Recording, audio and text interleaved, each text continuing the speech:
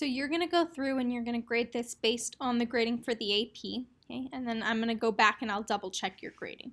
So for number 1, it says answer the following questions that relate to the chemistry of halogen oxoacids. So for A, it says use the information in the table below to answer part AI. So in AI, it says which of the two acids is stronger, HOCl or HOBr? Okay, justify your answers in terms of Ka.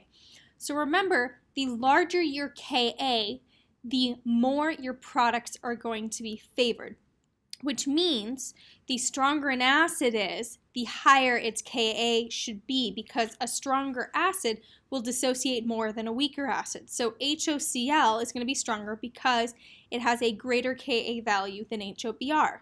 So if you put that with the correct justification, you get a point.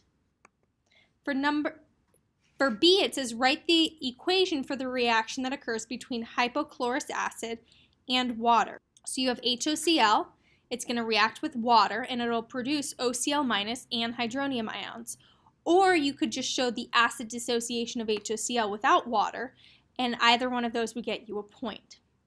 In C, it says a 1.2 molar sodium hypochlorite solution is prepared by dissolving solid NaOCl in dissolved water at 298 Kelvin. The hydrolysis reaction, it shows that to you, which was very nice of them, because what they're showing you here is that OCl- is going to act as a base. I personally would have had you write that yourself, but they gave it to you. Write the equilibrium constant expression for the hydrolysis reaction that occurs between OCl- and H2O.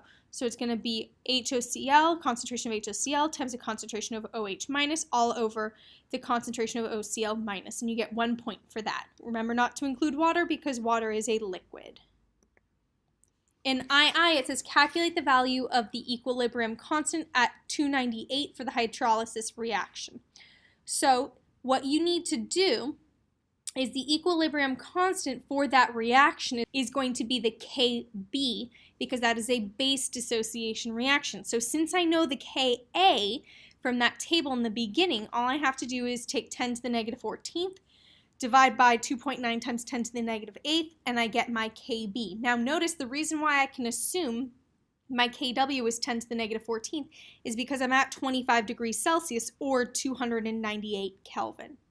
In III, it says calculate the value of OH- in the 1.2 molar NaOCl solution. Okay, so I would rewrite the reaction. They didn't show that here, but okay. You start with 1.2, your change is minus x, okay, they show all of that.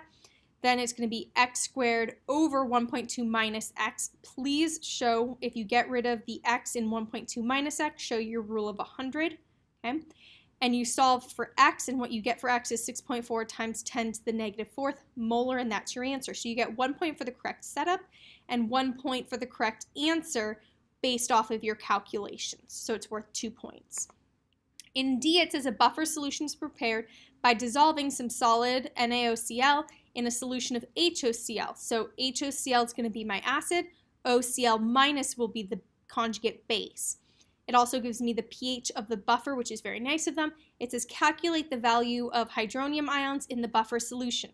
So don't get tricked and start writing a reaction. They've given you your pH. You can immediately solve for your H plus concentration or H3O plus concentration by taking 10 and raising it to the negative pH, which is 6.48. And so I get 3.3 times 10 to the negative 7th, because you want two significant figures. Make sure to have units, and you get 1 point for the correct value.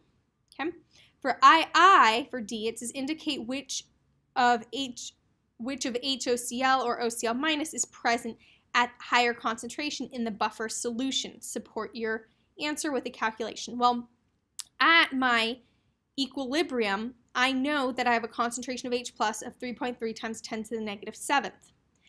I know my Ka, I solved for that earlier. So I can set up my equilibrium expression, right? I know Ka, I know H plus, and I'm going to solve for OCl- over HOCl. Well, when I do that, OCl- divided by HOCl, that'll give me about 0.088, which tells me I have more HOCl than I have OCl-. So I wouldn't have done it that way. The way I would have done it is I would have calculated to figure out what my pH equals when I'm at my half equivalence point. Because I know at my half equivalence point I have equal amounts of HOCl and OCl minus. So when my pH equals my pKa, and I have equal amounts of acid, my weak acid and my weak base, my pH, what I got was 7.54. Okay? So since when they are equal, the pH is 7.54, if I have a pH of 6.48, that tells me I have more acid than I have base, which means the concentration of HOCl is higher than the concentration of OCl minus. So I would have done it that way rather than the way they did it. But either way, if you get the correct answer with supporting calculations, you get a point. Now, number 2, we're leaving acids and bases and we're going into our solubility products. So it says answer the following questions that relate to the solubility of salts of lead and barium. Okay. A saturated solution, remember saturated means the max amount of ions are dissolved, is prepared by adding excess lead iodide to distilled water to form 1 liter of solution at 25 degrees Celsius. The concentration of lead ions in the saturated solution is found to be 1.3 times 10 to the negative third molar. The chemical equation for the dissolution, so they gave that to you. Again, they're being really nice and giving you all of these reactions.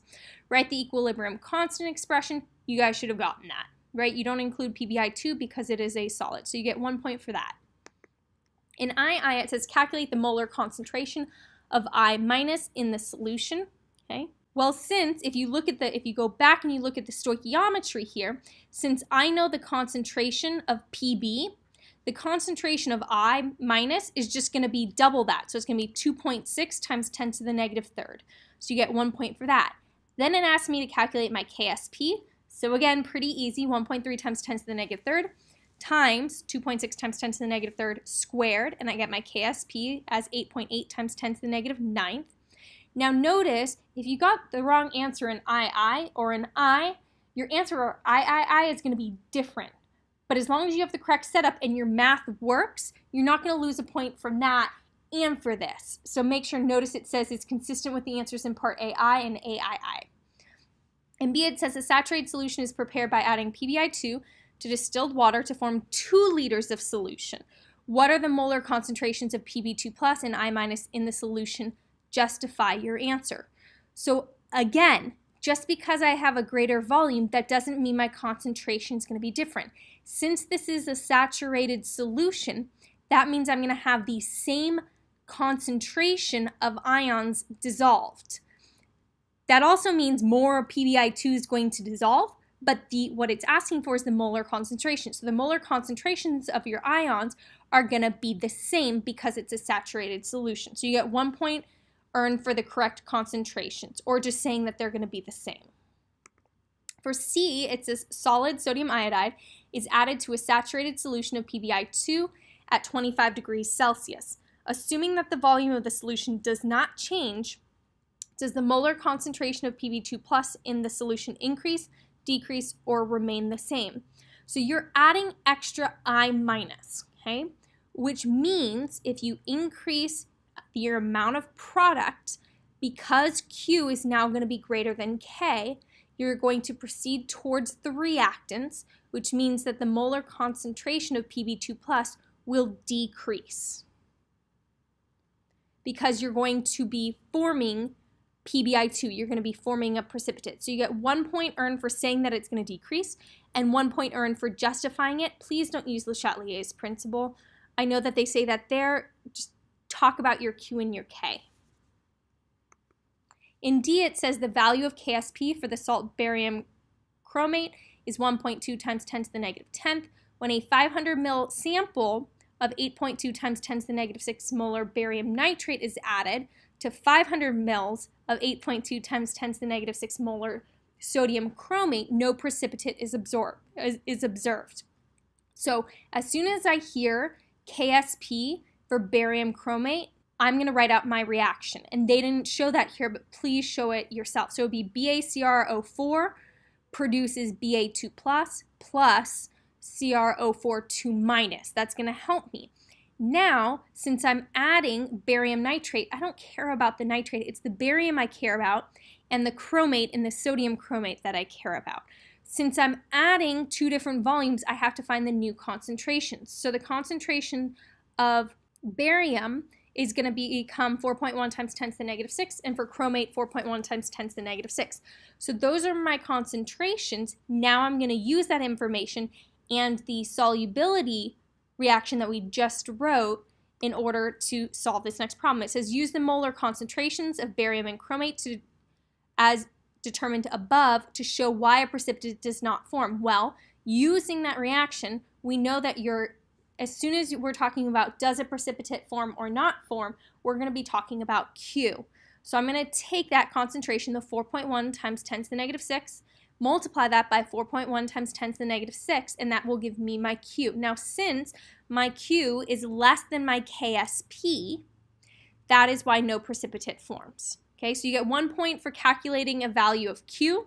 That's consistent with what you got in DI, and 1 point for explaining why a precipitate doesn't form, specifically that Q is less than K.